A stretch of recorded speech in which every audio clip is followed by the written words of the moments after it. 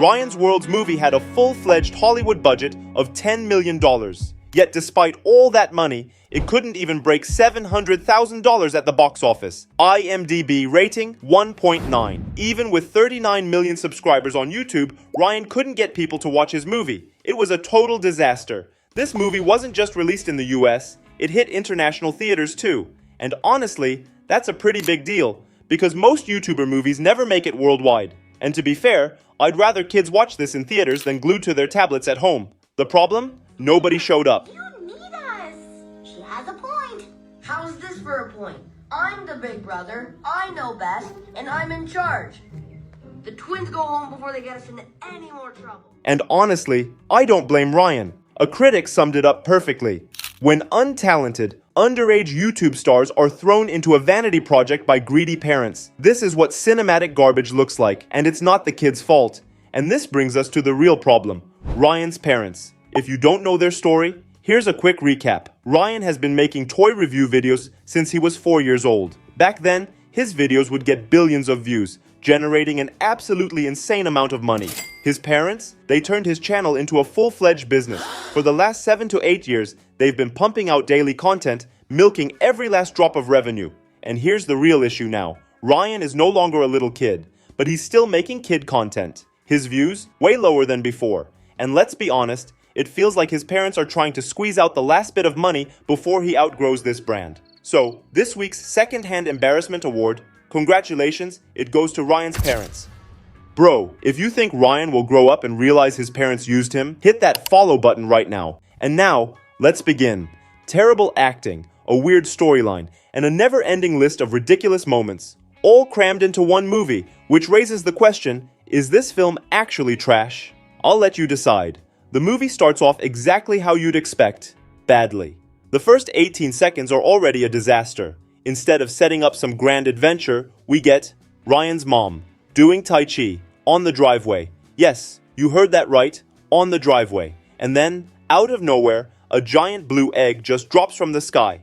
And if you look closely at the reflection in the garage, you can see the entire film crew.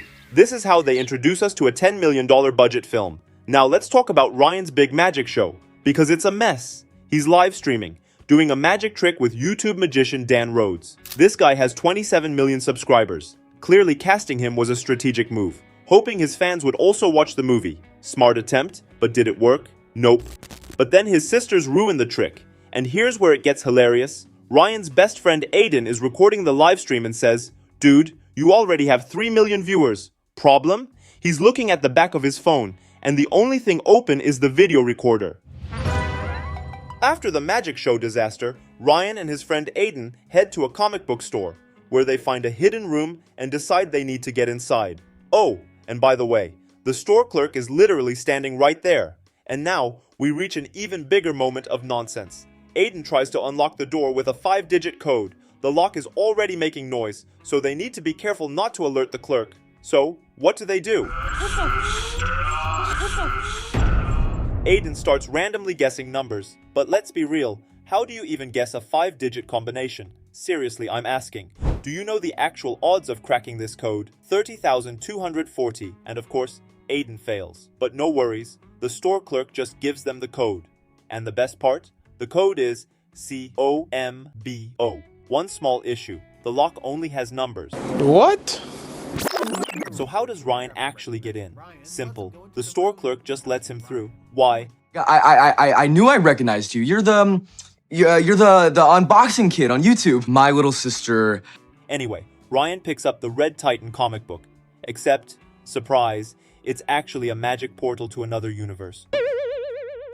Oh, and before I forget, Ryan's sisters completely destroy his limited edition Ryan's World Mystery Egg. Now this egg is actually a big deal in real life, and since it's a limited edition, the price is $188.75. At the end of this video, I'm going to show you exactly what's inside. So if you were ever planning on buying one, well, let's just say, you might want to watch before making any decisions. Let's keep going. Meanwhile, back at home, his sisters start messing with the book. And suddenly, boom, they get sucked inside.